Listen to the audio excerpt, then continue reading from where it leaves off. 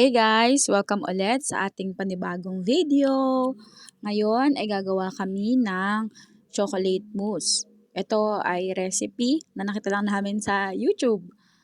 Yan, nasa giginto ako niyan tapos inaya ko ng mama na gumawa ng ganyan. Kaya yan yung gagawin namin. Ayan o, ako pa nga pinaghihiwa, nanggigigil pa ako.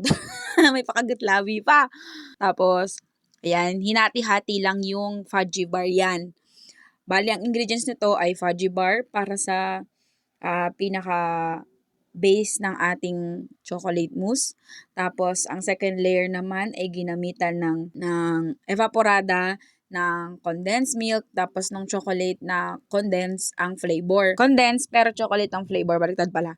Ayan, i-mix lang natin siya dito sa mixing bowl.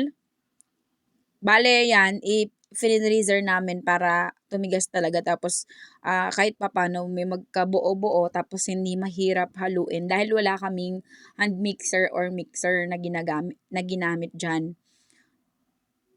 Yan. Yung bahay nila. May ano pala ako dyan sa bahay nila. Sa inyo na eto nga yung pinagkuhanan nung nakaraan naming video. Yung may spaghetti na may birthday. Dito yun. Yan. Ito yung bahay nila.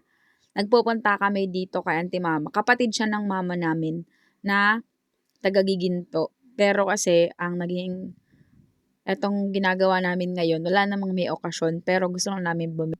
Kasi nga, naisipan lang namin gumawa ng ganito. Ayan. Tsaka pala nilagyan namin to ng vanilla na flavorings. Tapos meron pang gelatin yan. 2 kutsara ng gelatin kasi alam mo yung gelatin, di ba? Ano yun, powder yun, tapos nagiging solid. Kasi nga, pagka nabasa na siya. Pero alam ko, ang ginamit na tubig doon ay hindi mainit na tubig yung ginamit para mag-dissolve ng gelatin. Tapos, ayan, pangalawang layer na yan ng ating chocolate mousse. Ayan yung nasa middle part niya na. Bale, pagkatapos niyang maglagay sa 'di ba yung fudgy bar naka-flatten na. Tapos yung pangalawang liquid na second layer, ayun. Yan, ilalagay lang natin yan sa loob ng ating ref.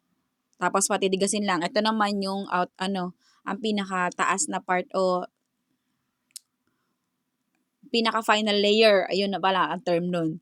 Ayan, ang final layer natin. Ito naman ay alam ko sa pagkakatanda ko ay all-purpose cream, gelatin. Tapos di ko na maalala kung meron pa dinagdag dyan. Ayan, winis lang ulit namin yan kasi wala nga, chill din, pero winis namin. Tapos wala nga kaming hand mixer, di ba? Ayan na, inaayos lang namin, nilalapat lang. Dapat dyan, ayan, ayos na. Lalagay mo sa freezer. Ayan na yung pinaka-layer ng aming ginawa. At kung nag-enjoy kayo, please do give me a thumbs up. And huwag kalimutan mag-subscribe. Tapos kapag gagawa rin kayo ng ganitong recipe, huwag niyong kalimutan na itag din ako. Maraming salamat sa panonood. See you in my next one. Bye!